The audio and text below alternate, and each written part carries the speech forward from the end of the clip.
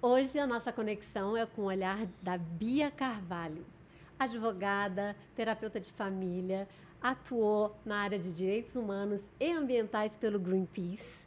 Então é um prazer enorme ter você aqui, Oi, minha querida querida. amiga. Obrigada por me chamar. Uma delícia. Muito bom. E aí, Bia, quando eu te perguntei sobre qual momento desafiador da tua vida você gostaria de falar, você falou, divórcio. Sim, o meu divórcio, que foi vai fazer 4 anos agora, Ah, que né? você se divorciou? Que eu me Isso divorciei. rápido. É.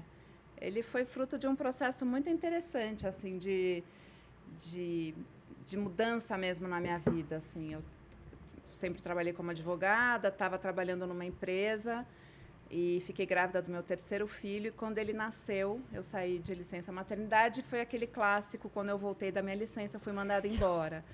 Isso para mim foi um grande choque, assim, porque o trabalho, a profissão, né, sempre foi uma coisa super importante para mim. Só que aí eu achei que era um momento também de rever algumas coisas. 3 filhos, um recém-nascido. Uau. Nesse momento, o André, meu ex-marido, foi transferido para o Rio de Janeiro. Então, foram muitas mudanças na minha vida. A gente é de São Paulo e tal. E aí eu comecei a repensar muitas coisas. E foi aí que eu comecei um processo mesmo de total autoconhecimento, olhar, fazer outros cursos e tal.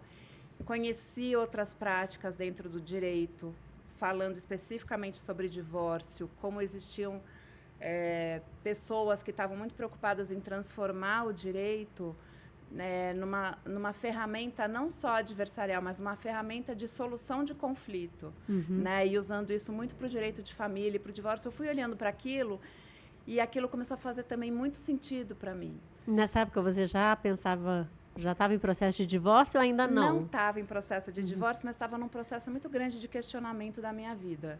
Assim, de mim mesma, De sabe? tudo. De tudo.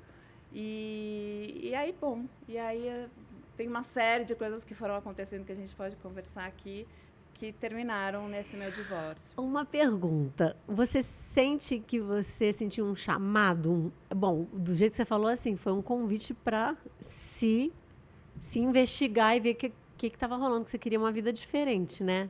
Acho que essa demissão do escritório talvez tenha dado esse empurrão, né? Sim. Mas você sentia que antes tinha alguma coisa te dizendo que você precisava Ah, mudar de vida? tinha, não tinha. Eu já tinha uma, uma inquietação, assim, sabe? Que sempre foi uma coisa meio natural em mim também, uma certa procurar. Eu tenho esse lado, né? Você falou que eu trabalhei muito com direitos humanos e fui ativista e no Greenpeace, né? Como coordenadora de algumas campanhas, porque eu sou muito ativista no meu, no meu lá dentro, sabe assim? Então eu tenho uma inquietação, uma vontade de mudar as coisas que eu acho que não estão boas, sabe? E isso eu também trago muito para minha vida. E aí eu comecei a questionar há muito tempo, mas é uma coisa que vai amadurecendo, né? Você acha que foi algo mais mental ou teve uma coisa do corpo ou corporal? Essa sensação de que algo tinha que ser mudado, tinha essa inquietação que veio para você pensar em questionar tudo, porque eu acredito que realmente com a demissão a Interessante. coisa ficou bem, né, assim, agora eu tenho que fazer alguma coisa, né? É, é. Mas você disse que já sentia algo antes. Interessante essa pergunta, né? É, porque hoje eu me conecto muito com o corpo, assim, sabe? O Eu corpo me acho que diz muito hoje. eu acho que Hoje quando não a sempre. gente fica só no mental, a coisa não vai. Não Acho que vai. tem que ter uma experiência corporal, Sim. assim, né? Que eu acho que foi quando a gente passou por aquele processo lá em No Chile. 2018 no Chile, que Não foi foi. assim, 17, né? Foi muito transformador, porque realmente foi uma sensação, foi um aprendizado em grupo e muito também conectado com o corpo e com a emoção, né? Sim. Emoção ali o tempo todo lidando com aquilo, saindo muito É a desse formação processo. coach ontológico lá no É, Chile. Muito bom. é. Eu tive que passar por aí, porque pelo mental, racional e tudo, eu acho que eu não teria feito. E você chegou nessa formação por conta disso tudo que você estava passando, da demissão, tá Porque daí eu sendo... comecei a procurar. Aí as coisas começam a acontecer, né? Quando a gente olha e começa a entender como as coisas se desenharam, tudo foi fazendo um sentido ali, Sim. né? As pessoas que eu encontrei, os eventos que eu fui e tudo. Aí eu conheci o Edu. Zaida, então. A Luana falou dele aqui no outro Falou? podcast. Pois Falou. é, vai ver que o Edu é o Querido, grande. é. E aí eu conheci pelo Rua, na verdade. Eu conheci o programa que eles faziam, que era Rua é... O que quer dizer Rua mesmo, gente? Cara, eu não me lembro, mas eu lembro do programa. Eu esqueci. Mas é sobre empreendedorismo, mas principalmente o Edu fala muito no empreendedorismo, né? Como que você se transforma e que passos. Aí eu comecei a me interessar por isso, fiz esse grupo do Rua, conheci daí essa possibilidade dessa formação com o Edu, aí conheci a Marta, aí, enfim, aí... E fizemos todos juntos, né? Inclusive o Edu. É, exato. O Edu também não tinha feito, mas ele aí ele fez, enfim. Aliás, ele lá também teve um chamado muito forte pelo corpo, né? Muito. As questões dele. Acabei de lembrar o que é Rua. O quê? É o Rede Ubuntu de aprendizagem. Porque ele tinha essa coisa do Ubuntu, né? Tem, fortíssimo Ubuntu, né? Então era Rua, Ele também passou muito pelo corpo. Acho que todo mundo tem que passar por essa coisa do corpo. Assim. É porque se a gente... eu acho que quando a gente não passa pelo corpo, a gente está muito desconectado, né? Assim, pela minha história, é o que eu sinto, assim. É como se fosse... Eu não sei, eu uso o corpo para atividade física, uso o corpo para várias coisas, mas para se conhecer, a gente não aprende isso, né? Não. Acho que por isso que as pessoas hoje em dia estão tão conectadas com essa história de empreenderem naquilo que já experimentaram na vida, né? Que já vivenciaram. Então, assim, uma pessoa, no meu caso, eu me divorciei, então eu tenho agora um olhar voltado para as mulheres passando pelo divórcio, porque passou pelo meu corpo, passou pela minha experiência, né? Passou por mim. E eu posso falar, porque... Como uma dor pode ser transformador, né? A sua dor não só te transformar, mas você usar de tudo que você viveu com essa dor para ajudar outros, né? Contribuir com outros. Que é esse compartilhamento, né? De experiências. E experiências, não conhecimento, não aquilo que você leu num livro, né? Que pode embasar o seu... Lógico, o que você for passar, mas assim, experiência. A experiência quer dizer que você estava ali implicado, né? Totalmente. E aí, rebobinando... Você falou, conheceu o Edu, que você foi para o coach, aí viveu isso tudo. Sim. E a questão do divórcio... você falou já da demissão. E a questão do divórcio veio depois. Veio depois. A gente fez essa formação em 2017, né? Aí depois veio a pandemia, a gente estava num processo já de terapia de casal e tudo de uma forma muito conversada, né? E aí veio mesmo a decisão da separação... No meio novembro de 2020 foi quando realmente a gente oficializou e tal. E foi um case, né? Porque foi uma separação super... Vocês foram muito cuidadosos, um com o outro e com os filhos, né? São super amigos até hoje, coisa boa. A gente é muito parceiro. E é sobre isso que eu falo, assim, sobre a importância... você não precisa amar outra pessoa, né? Você não precisa nem gostar da outra pessoa mais. Mas se você tem filhos, essa parceria vai ter que existir. Se não existir, vai ser muito prejudicial. Nossa. Né? Assim, então tem muita gente envolvida. E eu acho que a forma como a gente lidou com as nossas dificuldades, com as dores, não é nada fácil, é super complexo, né? Mas existem caminhos para se fazer isso. E eu acho que isso ficou bem evidente assim no nosso... E o mais louco, assim, ninguém acreditava que a gente estava se separando. Então, parece que é mais difícil você não ter um motivo ali muito palpável para você se separar. Porque se davam bem tudo, para que separar? Vocês são tão legais, uma família incrível, sabe? A gente se dava bem, a gente gostava muito das mesmas coisas e tal. Então, fica até difícil para a nossa própria elaboração, mas o que é isso que está impedindo que a gente siga, né? Assim, então, é sofrido. Parece aquele grilinho que fica, tem certeza? Tem certeza que é isso? É complexo, né? Complexo, a gente passa por... E eu acho que eu sou de uma geração, assim, meus pais ainda com esse valor muito forte da família, né? Assim, não assim, não, é impossível separar, mas com essa coisa muito sólida São de uma casamento, família bacana. né? Então fica mais difícil ainda, acho que... Poxa, eu não vou, né, ter a mesma coisa. É um sonho que você tem que remodelar, tem que mudar, assim. E aí agora você está trabalhando exatamente com um divórcio, né? Com a proposta de promover divórcio sem trauma, né?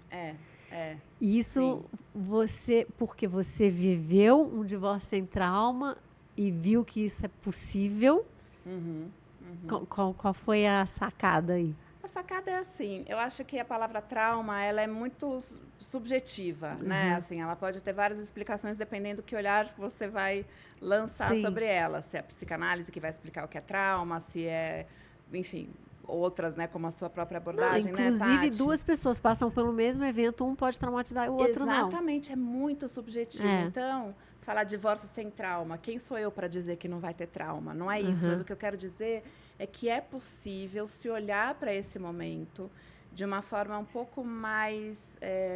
você se apropriar desse processo como seu e se preparar para ele. Eu acho que falta isso, acho que falta a gente aprender a se separar. Assim como falta a gente aprender a casar. Desapegar, né? Eu acho que a gente não sabe muito esses grandes eventos da vida, a gente só vai. A gente não se prepara tanto. E eu acho que uma coisa muito importante, principalmente para a mulher, que eu acho que muitas vezes as mulheres saem... elas são o polo mais fraco dessa relação. Vamos supor que ela tenha filhos e ficou em casa cuidando dos filhos. Para ela se recolocar no mercado de trabalho é muito mais difícil porque ela ficou X anos longe, né? Assim, e nessa configuração, o homem continua trabalhando, continua investindo na própria vida. Né? Ele manteve isso. A mulher tem que ter uma retomada. Então, eu sempre acho que a mulher...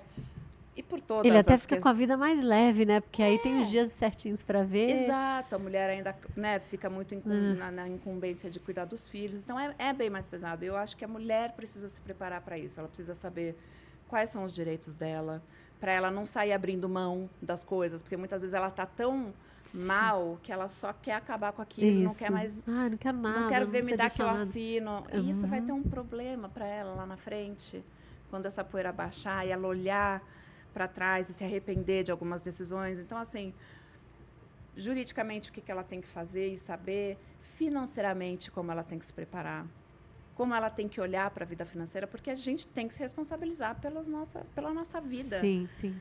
Mas a gente acaba delegando isso muito para o outro, né? E a parte emocional, que eu acho que é a estrutura de tudo isso, assim, a pessoa tem que ter uma estabilidade emocional, tem que estar acompanhada de alguma forma e amparada para poder passar pelo divórcio da melhor forma possível, né? Da melhor forma possível. E tem a questão também da parentalidade, né?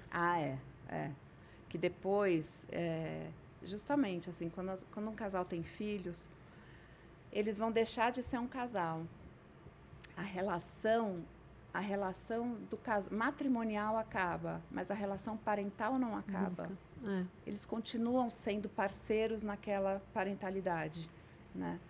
Então, como exercer essa parentalidade de uma forma que seja saudável, não precisa ser próxima, você não precisa gostar da pessoa, mas precisa ter certos limites para que seus filhos tenham, né, saúde mental, saúde emocional, para que isso não desestruture, né? E eu acho que falta também falar bastante sobre isso, assim, como é a coparentalidade depois de um divórcio.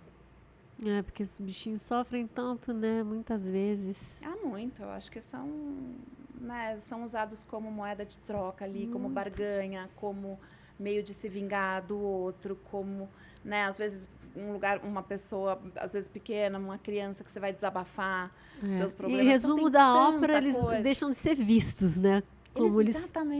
Exatamente. Eles deixam totalmente de serem... Eles não são vistos, não são ouvidos, não são levados em consideração, né? Ou até quando são assim, mas não vai lembrar de nada, né? Tem uma coisa assim. Talvez não de uma forma deliberada. Eu acho que não é por aí. Eu acho que todo pai, toda mãe, né, com raríssimas exceções patológicas, eu diria, mas assim, todo mundo quer o bem do seu próprio filho. Né? Você não faz nada, mas muitas vezes você está ali cego por uma emoção tão violenta, tão profunda, com sentimentos... Eu falo assim, né? Já ouvi isso algumas vezes. Quando você está passando por um divórcio, você está na sua pior versão. Então, muitas vezes, você está ali no seu pior momento, o pior lado que você tem aflora naquele momento. O lado sombra. Suas sombras e tal. E como você preservar os filhos disso, né? Assim, que é óbvio que não é uma coisa deliberada de mãe e de pai. Mas vamos falar sobre isso. Tem limites, tem regras que podem ser colocadas, tem diálogos que podem ser estabelecidos, né? Como cuidar da sua dor sem meter os filhos no meio, né? Exatamente. Assim, Eu já vi bastante casos assim de mães desabafarem muito com filhas já adolescentes ou jovens, falando como se fosse uma amiga assim de tudo, né? Ou E é um peso falando, enorme ou para a filha desabafando mesmo. com uma amiga na presença dos filhos. Sim. Né? Os filhos logo ali brincando, fazendo qualquer coisa. E claro que eles estão com a antena máxima. Ligada. Né? E, enfim, eu acho isso muito importante, porque é a nossa realidade, a gente sabe, os casais estão se separando, a gente hoje não pensa mais, né? Acho que são poucas as pessoas que acreditam nessa história de um casamento para sempre, né? Então, isso precisa ser falado, precisa ser estruturado, né? Não, até porque se a gente viver 130 anos, já pensou, tem que ter muita repaginação, né? De tudo. Como viver bem através do alimento, através de uma relação, na profissão, como você vai conseguir fazer a vida inteira a mesma coisa? Pois é. Não, exato. A gente não lida mais com essa coisa linear da vida, né? A vida não é mais nem um pouco linear. A gente não sabe o que vai acontecer. Tá todo mundo sendo chacoalhado. Exatamente. Mas aí, qual é a sua ideia agora de poder contribuir com pessoas que estão se divorciando ou pensando em se divorciar? Eu acho que tem duas coisas. Essa de contribuir, de poder, de alguma forma, ser sei lá, alguém que pode acompanhar essa mulher ou esse casal que está passando por esse momento. Mas também tem ao lado meu ativista, que daí eu não consigo, que é possível fazer diferente. Sim. É possível, assim, não precisa sempre... Não, tem que levar para o litigioso, tem que passar por um juiz, né? Assim, eu acho que tem já movimentos de advogados fazendo trabalhos super interessantes de não litigância no divórcio. Eles só atuam colaborativamente. E eu acho que pode parecer um pouco utópico e tal, mas eu acho que vale a pena falar mais sobre isso, né? Você não precisa só brigar. A lógica do direito, eu fiz direito e né, ela é muito adversarial. Você aprende na faculdade que você tem um cliente, você vai ganhar o processo do seu cliente.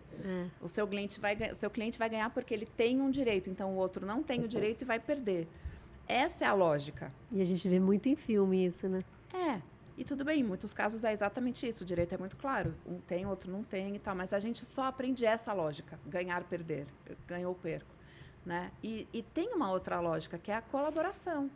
Como que a gente vai pegar uma vida, sei lá, décadas de um casal com filhos, às vezes netos e tal, vai escrever 3 páginas de uma petição e dar para um juiz avaliar, um juiz que nunca viu esse casal, Sim, é muito que tem louco. pilhas e pilhas de processos para julgar, ele vai julgar sobre a vida daquele casal. Um recortezinho mínimo ali que ele vai fazer. Então, assim, tem tantas outras possibilidades de você conseguir, porque daí, assim, esse casal vai continuar acionando o judiciário a cada passo que ele for dar, porque ele não consegue resolver ali, né? Ele delega essa... Sim. Enfim, eu acho que vale a pena falar sobre isso, que tem outras formas, né? E aí aí entra bem o lado de terapeuta familiar, né? Você buscou por isso, para ter uma ferramenta, assim, para poder fazer essa mediação entre... Sim. Eu acho que desde lá do coaching, né? Essa coisa de estar com as pessoas, de ver os processos e tal, muito bem. Eu falei, quero sair do direito, que é essa coisa muito... Você não sabe quem está ali do outro lado, você está conversando com um papel e quero estar com as pessoas, né? Promover conversas generosas, né? Que a gente aprendeu lá. É muito legal, né? E foi tão transformador, né? Foi tão muito transformador que eu vi um poder ali daí. Mas aí eu quis começar, eu fui procurar outras bases teóricas, fui para a psicanálise, fui me aprofundar em outras em outras formas, né, de terapias e tal. E hoje eu faço estou terminando uma formação em terapia familiar e de casal. E aí as coisas se conversaram muito, assim. Aí fez todo sentido. Todo sentido de poder, acho que aliar, né, esse meu conhecimento mais jurídico, esse olhar que eu tenho, também com essa forma de abordagem, né, mais terapêutica e tal. Que eu acho que sem o emocional, o resto é perfumaria, assim. Se você não tiver o emocional, nada vai. Não. Não. Acho que não. E aí, assim, vendo você falando com o olho brilhando, dá pra ver, assim, como que você encontrou um sentido, né? Um sentido. Que talvez lá na época que você era só advogada, era uma coisa assim, talvez fosse, né, no automático, fazendo o seu trabalho, que você aprendeu. No meio do caminho, assim, logo que eu me formei, eu conheci eu tive uma matéria na faculdade no 5º ano que era Direitos Humanos, um professor muito maravilhoso, especial demais. Já faleceu faz uns 2 anos, mais ou menos. E ele me abriu esse olhar assim de transformação, né? Pode ser diferente, existem outros caminhos. O direito não precisa ser essa burocracia. Que legal. Tá? O direito pode servir. Todo estudante de direito entra na faculdade achando que direito e justiça são a mesma coisa. Pois é, e depois verdade. a gente se desilude com isso. Depois a gente vê que direito e justiça não necessariamente tem a ver. Sim, né? Sim. Tanto é que tem muito advogado aí que defende o que muita gente acha indefensável, né? Assim, então, e tudo bem, né? A gente sabe que todo mundo tem direito à defesa e tal. Mas aí eu fui caminhando já por esse lado mais direitos humanos, olhando para as pessoas, para as histórias das pessoas, dos grupos, das comunidades, né? Olhando de uma forma mais... Acho que eu estava já buscando isso, né? Essa conexão com essa coisa mais humana, com essa coisa de quem somos, né? Qual que é a nossa dignidade aqui, o que a gente faz com essa humanidade que a gente tem. Nossa, dá para viajar aqui. Então você está super animada com isso. Eu estou animada. E você sabe, Paty, eu passei tanto tempo questionando se eu estava muito... Não, nada que eu faço... Eu ia te perguntar isso, se teve algum momento assim de dúvida. Muitos momentos de dúvida, assim. Tanto é que quando eu fui mandada embora dessa empresa, eu estava numa empresa fazendo contrato, assim, não tinha nada a ver com o que eu gostava de fazer. Era uma coisa super... para me encaixar numa rotina de ganhar dinheiro, sabe? E eu já tinha passado por vários outros lugares, ONGs, e feito uma série de outras coisas. E eu ficava, poxa, agora eu vou para coaching, o que eu estou fazendo? Depois a psicanálise, eu falei assim, gente, o que é isso, né? Porque é uma questão meio profunda, a minha trabalhada em terapia, assim, inclusive. De olhar e achar que nada faz sentido, mas eu finalmente acho que eu encontrei... Você entendeu a ligação, né? Que faz muito sentido. Essa história das pessoas, né? De estar com pessoas e de tentar ajudar nesse caminho. E de ser transformador, né? Porque imagina, você possibilitar uma pessoa que se não tivesse a tua ajuda, iria, sei lá, para o litigioso, quantas coisas iam acarretar, né? E você poder contribuir para que isso não aconteça, né? Que seja de uma forma bem mais leve. Eu acho que tem muito a ver com isso, né? Conectando, né? Como é que a gente conecta olhares diferentes. Pessoas que estão com dores ali, né? Num casal, numa família, mas assim, principalmente pensando em casal. Como que você encontra ali um ponto em comum para que eles possam seguir juntos ou separados, mas de uma forma que não seja uma ruptura, né? Uma ruptura assim brusca, traumática. Acho que tem tudo a ver com isso que você fala, Paty, de conectar olhares, né? De conectar, essa coisa da conexão, eu acho que é super importante. E dentro disso tudo que você está falando, tem uma conexão maior que a conexão da pessoa com ela mesma, né? Porque quanto mais ela se autoconhece, quanto mais ela entra ela fica mais próxima da essência dela. Eu não acredito que tenha uma essência, não sei, aí eu posso estar sendo naive, mas assim, eu acredito que todo mundo quer ser amado e todo mundo gostaria de estar amando e pertencendo, né, e sendo visto. Então, eu acho que quando chega nesse litigioso, as pessoas estão tão machucadas, né? Já por feridas delas mesmas, de história, que aí nessa história elas tomam um colorido enorme. E aí mistura tudo, né? Então, poder fazer esse trabalho de terapia familiar é muito legal, É né? muito, é. Eu Porque acho super importante. um fala uma coisa, aí a outra tá do lado, pega, vira os olhos. E a terapeuta poder dizer, alguém na tua família virava os olhos assim? Aham, Aí aham, você, caramba, minha mãe fazia isso quando meu pai falava. Então, é esse tipo de conhecimento, né? Assim, de consciência. E é legal porque é numa terapia familiar, muitas vezes as pessoas daquela família acabam ouvindo de outras pessoas da sua família coisas que nem sabiam. É. Que essa pessoa pensava sobre mim, por exemplo, minha irmã falando sobre mim uma coisa que eu nunca soube que ela pensava.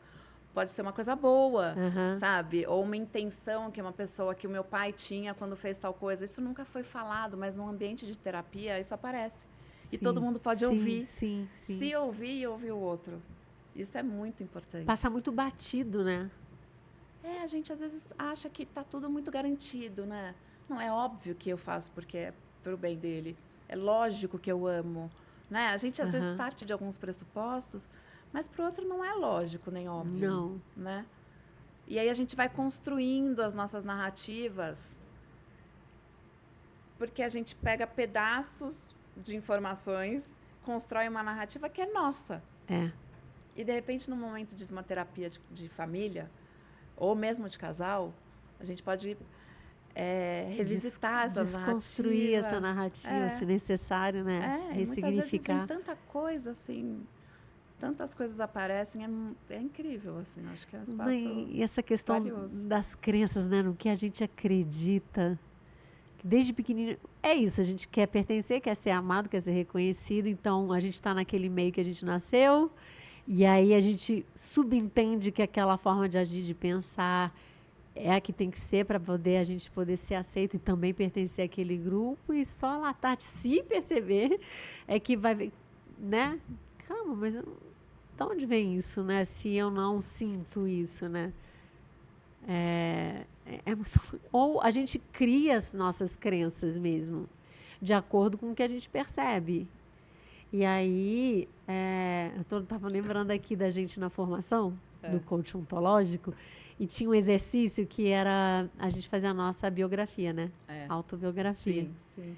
E eu me lembro lá falando que eu nasci assim, assado. E aí, assim, minha mãe achava que eu ia ser menino. Não, minha mãe achava... Eles diziam que a barriga da minha mãe era de menino. E naquela época não tinha ultra nem nada. E aí nasceu uma menina. Então que foi uma surpresa. Minha mãe eu sempre ouvi essa história, que foi uma surpresa. E da maneira como eles contavam, uma surpresa boa, né? Porque do jeito que eles contavam, eu entendi que era uma surpresa boa. Aí tá, imagina, anos e anos se passaram. Na formação do coaching, tava lá, eu falo, aí isso aqui foi uma surpresa. Menina, no dia seguinte ou 2 dias depois, eu tinha que fazer alguma coisa, era aniversário de alguém na família, e eu ia chamar o resto da família, e eu falei assim, não, mas eu tenho que fazer alguma coisa que ninguém espera, tem que ser uma surpresa. Na hora, eu linkei. A surpresa. Por que eu tenho que surpreender? Foi porque uma amiga minha falou assim, chama pizza não sei o quê. Aí eu falei, e agora? Eu falei pra ela vai saber que é pizza. Tipo, aí eu falei, mas por que eu tenho que surpreender? Aí eu linkei na hora. Porque eu aprendi que surpreender é legal. Mas aí precisa surpreender sempre para ser legal. Não, foi muito doido. São umas coisas que aparecem, né? E são muitas coisas que a gente nem tem consciência, né? Não. É demais, né? Eu acho muito bom. Adoro. Então, esse seu lado ativista de querer melhorar o mundo. Gente, não consigo, assim, eu tenho que admitir logo, sabe, assim, que eu tenho uma visão, uma visão, assim, das coisas que eu acredito. E eu tento ao máximo ser coerente com isso, assim, eu acho que...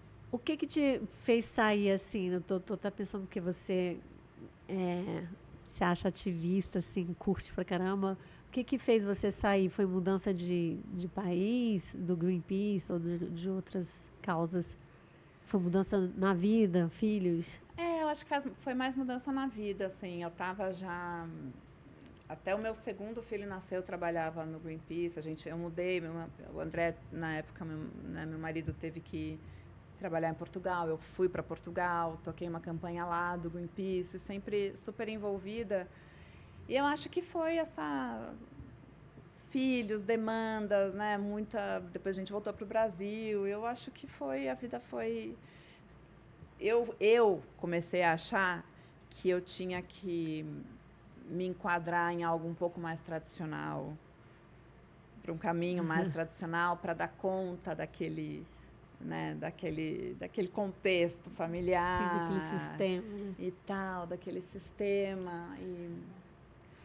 Engraçado, né? Assim, mas não durou muito tempo, durou muito pouco. Verdade.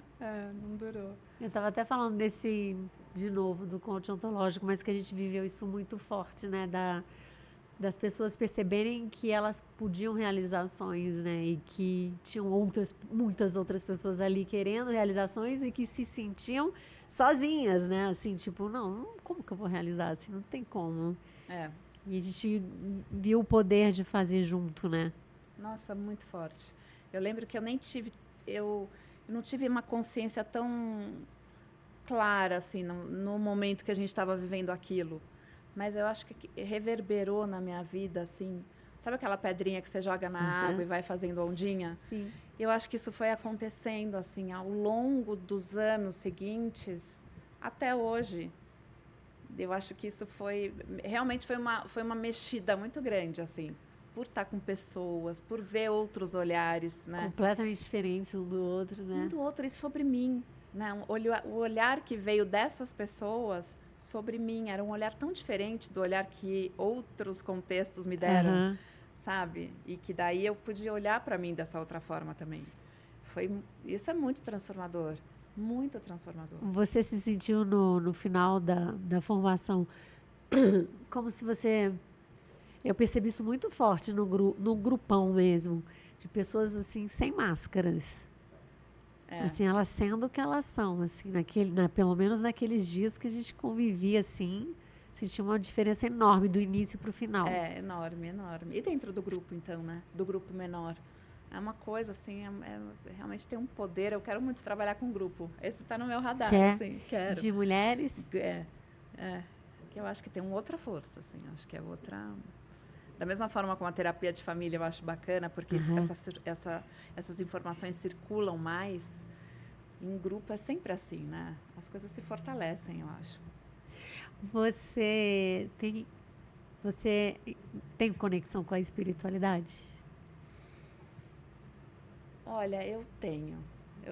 Por muito tempo eu neguei essa conexão, assim. Eu acho que eu cresci numa família mais cética. Não minha mãe, mas o meu pai, que é uma pessoa um pouco mais dominante, né, no pensamento, intelectual e tal.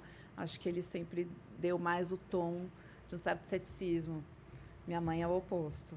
E eu acho que daí nessa outra jornada, nessa caminhada mais para frente assim da minha vida, tal, eu trouxe isso mais para perto. Em que momento assim, você lembra? Tem pouco tempo, tem muito tempo? Não tem bastante tempo, na verdade. Eu acho que eu já estava numa busca assim, a minha mãe foi estudar espiritismo, foi fazer aula, e eu lembro que num momento eu fui também com ela. Sempre foi assim um flerte, sabe? Com algo, mas eu me pego hoje. Eu acho que eu tenho uma conexão. Eu instintivamente peço coisas, falo, me comunico com, sei lá. Você se sentiu ancorada na espiritualidade em algum momento, assim, para ter forças para seguir adiante? Sim. Alguma coisa que eu acho que sim, porque a espiritualidade é uma coisa tão ampla, né? Assim, de explicar. E muito de cada um também, né? Muito de cada um, mas sim. Que não tem nada a ver com a religião, né? Exatamente, Apesar da palavra religião ser incrível, porque é se religar, né? É bem bacana. Mas eu acho a espiritualidade importante, assim, mas eu acho que eu ainda tem um caminho, sabe? Ainda tem um caminho, não consigo muito me definir nessa... Mas está presente, está. E quais foram, assim, se você teve anjos que eu digo aqui na Terra, mestres, guias, você pôde contar com pessoas Sim. para passar por todo esse processo do divórcio? Do divórcio É. pude, assim, como a gente estava no meio da pandemia, né, o processo em si de decisão ficou muito entre só nós dois, né, como casal, a gente não quis envolver, porque a gente achou que era uma coisa tão delicada para cuidar, sabe? Não queria nesse momento pitacos alheios, ou gente querendo salvar, ou, sabe? Sim. Né? Então, eu fui mais para esse lugar de preservar, assim. Mas a partir do momento que isso foi comunicado e tudo... Mas mesmo esse momento entre vocês chegaram a pegar alguma ajuda a gente tinha uma terapeuta de casal. Que a gente estava, que foi ótimo. Eu tinha minha própria análise pessoal, o André também foi fazer, então acho que isso foi super importante. E então a gente se valeu assim desses recursos que eu acho. Depois que a gente separou, os meninos também foram para terapia, que eu achei que foi importante para eles. Mas aí as pessoas ao redor, né? Contei com muita ajuda, assim, de pessoas queridas, como você, por exemplo. É verdade. Essas grandes amigas, assim, essas, que não precisam estar no dia a dia ali, mas que estão emocionalmente, né? Sim. A gente está muito, sempre trocando, sempre se apoiando. Que bom, né? Fundamental. E mulheres. E mulheres. E mulheres, muito. Acho mulheres, Nossa Senhora, ganhando muitas medalhas da Olimpíada. Exatamente. Muito bom. É muito bom, muito bom. Mas também tem outro lado, né? Tem o lado que não dá apoio, tem as pessoas que somem. Tem as coisas chatas, assim, muito desagradáveis. É um processo desafiador. Sim, é. Agora, qual foi o momento que você entende que foi mais desafiador nesse processo do divórcio? Para você, assim, que tá difícil. Você diz depois de tomada a decisão ou no processo como um todo? No processo como um todo. Ou alguns desafios maiores, assim. Foi muito difícil conseguir admitir que a relação tinha terminado. Foi muito difícil. Foi muito difícil. Tanto é que eu nem sei como que a gente chegou nessa decisão. Isso ficou meio turvo na minha memória, assim. Eu sei que a gente teve esse trabalho com a nossa terapeuta. Esse momento era um momento da pandemia, estava todo mundo fechado, então a gente estava ali lidando com 1000 questões e com essa questão só entre nós. Foi super difícil, assim. Foi um momento... Sem dúvida, o momento mais difícil. E de depois conseguir admitir que essa era uma decisão que a gente tinha que tomar. Né? Porque até então a gente estava ali tentando entender qual era o problema, como que a gente podia dar um jeito de continuar e tal. E admitir que não ia continuar mais. Foi muito difícil. É um luto, né? Uma dor e depois um luto. Tem um tempo para processar. E como foi com os filhos para comunicar? Se você quiser falar, porque assim, se você entender que isso pode contribuir. A gente resolveu que ele ia sair de casa, né? A gente decidiu mais ou menos quando que isso ia ser, então ele foi atrás de um apartamento ali perto, a gente morava no Rio ainda, né? E aí a gente falou, bom, então, quando ele alugou esse apartamento, a gente pensou de fazer uma coisa super legal para as crianças lá. Tipo, sei lá, eles eram bem pequenos, então deixar uma mesa cheia de coisas para desenhar, brinquedos, lápis de cor, comprei um monte de coisa, comprei coisas que eles gostavam de comer, docinhos e tal. E aí a gente comunicou, nem sei, a gente inventou esse negócio. A gente comunicou no dia... né, aquela conversa, papai e mamãe, né, aquela coisa mais tentando o máximo preservar, e imediatamente a gente falou, então a gente vai conhecer a casa nova do papai, vamos todo mundo junto conhecer a casa nova. E aí assim a gente tentou fazer disso uma diversão, ambiente mais festivo, um pouco mais leve, Sim. para eles, né? Para eles poderem ver que tinha um ganho ali, que não ia ser horrível, que a Aham. gente ia Que junto vocês estavam conhecer. bem, que vocês não estavam brigados. Que a gente ia junto conhecer, que eu tinha participado disso, que, né? Claro, foi a minha história, foi a Aham. minha experiência. Claro que isso não é possível em muitos, né, divórcios, assim. Sim, sim. Mas isso não tirou Mas a para dor mostrar que deles, isso é né? possível. Não tirou a dor deles. Eles Foi, na hora falaram alguma coisa ou ficaram quietinhos? o mais velho falou assim, eu já sabia. Muito engraçado, assim. Ele estava com quantos anos na época? Cara, 4 anos atrás, ele estava com 10. Nossa, já estava ligado. 10 para 11, né? Porque ele vai fazer 15 agora. E os outros? E o Bernardo devia... O Bernardo, um ano mais novo, 9. E o Felipe, 5. Então, cada um teve uma reação ali, né? Do tipo... Acho que o que realmente expressou alguma coisa foi o Alexandre, assim, que falou, eu já sabia, qualquer coisa. Ah, sabia, sabe assim, uma coisa. Mas depois, logo em seguida, eles ficaram tristes, um chorou e tal. E... Aí é um processo muito faz longo. parte, É um né? processo, assim, acho que até hoje a gente lida com isso, né? Principalmente com o menor. O menor ainda fala que quer que a gente volte a morar junto. Mesmo? Ele ainda fala. Vira e mexe, ele fala. Então é isso, né, cada um lidando ali com as suas... É difícil, né? Eu lembro quando eu era criança, meu maior medo era que meus pais se separassem. Eu acho que eu vejo Eu muitas tinha crianças. muito medo, assim. Então eu lembro desse medo, assim, fisicamente. E era um medo Muito que via louco. sei lá, eu me lembro que uma vez minha mãe e meu pai, ele normalmente não via briga, nada, dentro de casa, e uma vez ele deu um soco na mesa, eu estava no meu quarto. Uma loucura, que ele estava falando de alguma coisa de aluguel e tipo, alguma coisa bateu a mão na mesa e eu... O que será que eu fiz de errado? Ai, meu Deus, será que eles vão se separar? Tem isso, criança sempre toma, né? É autorreferente, né? O mundo gira em torno delas. Uma vez eu ouvi alguém dizer assim, a criança ama tanto os pais, tanto, que ela não consegue pôr a culpa nos pais. Oh, que lindo. Ela sempre traz para ela. Deus. Né? Puxado. É, assim, muito triste. chato. Mas é verdade, a criança Que lindo sempre... o movimento de amor, né, pelos pais, mas muito sofrimento. Muito sofrimento. Eu tinha muito medo também. E a gente sempre, né, e criança se coloca nesse lugar, né? Coloca.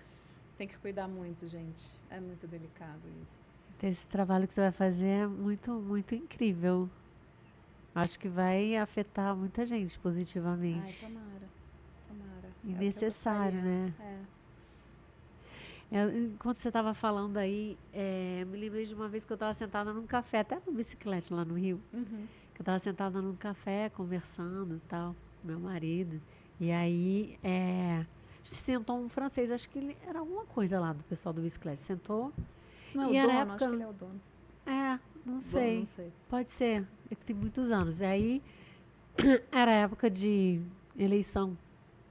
E aquela coisa, acho que foi Lula e Bolsonaro. A última agora? Ou antes? Não, antes. Antes da pandemia. Antes, que já tava aquela polarização, não sei o quê. Aí ele sentou e ele começou a conversar com a gente. Eu achei tão curioso que ele estava contando, acho que falando de polarização, e ele disse que ele não conseguia entender isso, que para ele era mais curioso, assim, ele sentava, se a pessoa fosse votar no Bolsonaro, ele dizia, o que te faz querer votar no Bolsonaro? Tipo assim, curiosidade de criança mesmo, né? Quero entender. E no Lula, por quê, né? Assim, porque cada um tem a sua experiência, né? E aí eu nem queria falar de política aqui, mas para dizer assim que muitas coisas podem ser resolvidas pela curiosidade, né, Bia? Nossa, muito. Que é o olhar que você falou, o olhar da criança, né? Totalmente o olhar curioso. da criança. Ele não é um olhar de julgamento. Que Quem põe o julgamento são os pais, né? Os adultos. Que já encaixam. Pega às vezes uma frase totalmente aleatória, inocente, e já enquadra num lugar. Não, isso é isso. Né? Que é aquela dinâmica que você fez junto com a Ceci e que eu participei ali fotografando, lembra? Lembro. Que você levou o filme A Vida é Bela, que é bem isso, né? O adulto para proteger a criança, inventou uma história super lúdica ali. E os fatos estavam acontecendo. Nossa, dei uma viajada agora. Para Viagem onde você livre. foi, Paty? Não sei, eu misturei tanta Você coisa. associou livremente A coisas. curiosidade da criança. A gente precisa trazer mais isso, né? Para nós, resgatar Para isso. nós. Acho que por isso que quando eu saí do coach ontológico, me veio muito essa coisa de conectar olhares, que não é nem conectar olhares sobre um mesmo tema, que várias pessoas podem ter, né? Mas conectar pessoas mesmo, assim, que toda existência é preciosa, né? Todo mundo pode brilhar, E é né? aquilo que a gente fala, né? Tem 7 bilhões de pessoas no mundo, tem 7 bilhões de mundos. De verdades, de De olhares, verdades. que a já aprendeu que não são verdades, são São olhares, né? Mas para cada pessoa aquilo ali, né? Sim. Como cada um enxerga o seu mundo, né? É um mundo. E você acha que tiveram valores e princípios que te guiaram nesse processo todo do divórcio? Você se sentiu ancorada nos teus valores e princípios? Sim, eu acho que sempre. E o que era, assim, para você prioridade? Eu acho que prioridade é isso de preservar dignidade das pessoas. Né? Você não deixar na mesa, além de todo o seu dinheiro, toda a sua dignidade, sabe? Assim, eu acho que e essa forma de sair desse embate, né? De uma lógica de embate, de guerra, de briga. Eu nunca esqueço, agora quem vai associar livremente sou eu. Numa aula da faculdade, bem no começo, uma professora, acho que de Direito Internacional, falou assim, qual é a definição de paz? Aí ela fala, a definição de paz é a ausência de guerra. Aquilo, eu fiquei revoltada com essa definição. Falei, como que a gente vai definir paz como ausência de guerra? Quer dizer, a guerra é o padrão, a paz é quando não tem guerra, né? Assim, então, é uma lógica muito da guerra, né? E eu sou muito pela outra lógica, do diálogo, do respeito à diferença. Muito, assim. Isso que você falou, assim, né? Eu acho que tem coisas que, lógico, tem coisas que esbarram em princípios meus que eu aí fico, né? Acho bem difícil dialogar. Mas essa tentativa, pelo menos, de desconstruir as certezas, né? As verdades, porque, pô, não tem verdade absoluta, não tem a verdadeira verdade, né? Não existe isso. Então, eu acho que isso é muito importante, assim. Eu acho que princípios, o que eu quero que valha para mim, eu acho que tem que nortear, tem que valer para todo mundo. Sabe? Agora, por outro lado, essa frase, a paz é a ausência de guerra, tipo, meio que uma metáfora aqui na minha cabeça. Quando é que a gente consegue viver uma paz interior? Quando a gente não está em guerra com a gente mesmo, não é? Então, eu acho que exato, mas a gente pode olhar de várias formas. Na época me bateu dessa maneira, mas sim. É a ausência de conflito, né? Quando você não está em conflito. Mas quando isso é possível também, né? Aí vem muita coisa da aceitação, né? Porque às vezes a nossa guerra é justamente não porque a gente não está aceitando uma situação como ela é.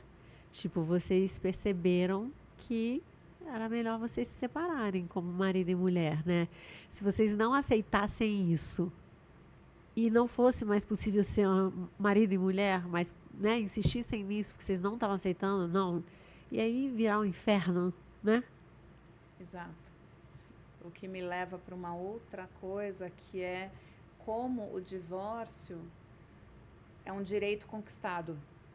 Sim. E que as pessoas esquecem, só veem como uma coisa muito ruim, como o fim de algo que era muito valioso, né? Que a gente põe um grande valor no casamento e a gente esquece que o divórcio, ele é um direito, ele deve ser celebrado porque ele foi conquistado muitas vezes. Até outro dia, as pessoas não podiam ter essa... Não, é muito recente. Elas tinham que viver o resto da vida nesse conflito eterno. Nossa. Porque não tinha saída, mesmo... Tinha o desquite, né? Até 77, que depois veio o divórcio. Mas até então, você podia até se separar da pessoa, mas você continuava com o vínculo. Você continuava casada. O vínculo matrimonial não se desfazia. Então, E a com gente aquela mancha, né? com aquela Desquitada, mancha, exato. divorciada. Então, assim, lembrar de que isso é conquista, isso é direito, foi conquistado. Sim. Então, olhar também com esse olhar apreciativo, sabe? Para a gente buscar, justamente, falando de conflito e paz, é uma forma de você sair do conflito. Né? De você não precisar viver para sempre assim. Não, e é isso, que a vida são ciclos, né? Então, é tão bonito quando a gente consegue reconhecer, putz, acho que não dá mais, né? Eu me lembro uma vez eu estava, nada a ver com divórcio, mas eu estava fazendo uma formação em terapia de família. E aí eu me lembro que eu estava assim, ai, não estou aguentando mais. Não estou aguentando mais fazer essas aulas, não sei o quê. E eu já tinha feito muitos anos da formação. E eu lembro que eu cheguei na terapia e falei... Ela, então por que você não sai? Eu falei, porque eu gosto de fazer as coisas até o fim. Aí ela falou assim, mas e o que é o fim para você? Aí eu, realmente... Uma pergunta muito maravilhosa. Eu Ótimo. subindo pelas paredes, meu corpo já tinha assim, acabado para você, já tinha acabado. Aí eu saí. Não tinha mais, né? Então tá, até o fim. Então você vai fazer uma coisa que te tira do sério, te faz ficar mal, só porque você tem que ir até o fim. E que fim, né? Quantas pessoas ficam casadas porque não pode. Falou lá na igreja, falou sei lá onde, que até o fim, na doença, na morte, né? Na morte não. Até que a morte separe. E tem outro livro do Jablonski, que foi meu professor, o título do livro é Até que a Vida nos Separe. Então. É muito bom. É muito bom. Ai, Bia, o que você acha que você pode gerar de transformação na vida das pessoas com essa fala aqui? Nossa, que pretensão, meu Deus.